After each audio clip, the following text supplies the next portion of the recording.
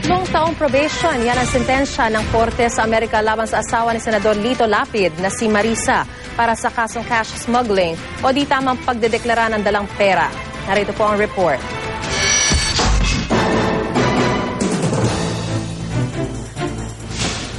Nang dahil sa di tamang pagdedeklara ng dalang $50,000 o mahigit 2 milyong piso noong 2011, inaresto noong January 2012 ng mga otoridad sa Amerika ang asawa ni Senador Lito Lapid na si Marisa. Alinsunod kasi sa batas sa Amerika, ang sinumang dayuhang may dalang mahigit $10,000 kailangan deklarang halaga sa customs at patunayang pag-aari ng dalang pera.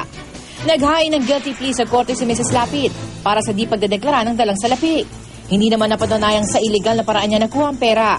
At itong Lunes, petsa sa Amerika, ibinaba ang sentensya sa kanya. She was ordered 3 years of probation, which means that for 3 years she's under the Department of Probation supervision.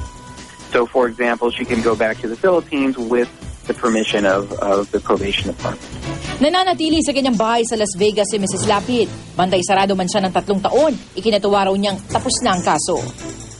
We're pleased with the result. Case is over. She's relieved to have it over. Sinubukan ng GMA News na kunan ng pahayag si Senador Lapid, pero pinayuhan daw muna siyang huwag magsalita ng kanyang abogado. Gayunman, dati nang sinabi ng senador na magpapagamot daw sa Las Vegas ang kanyang asawa, kaya may dala siyang malaking halaga. Para sa saksi, Sarima Rafran, nag-uulat.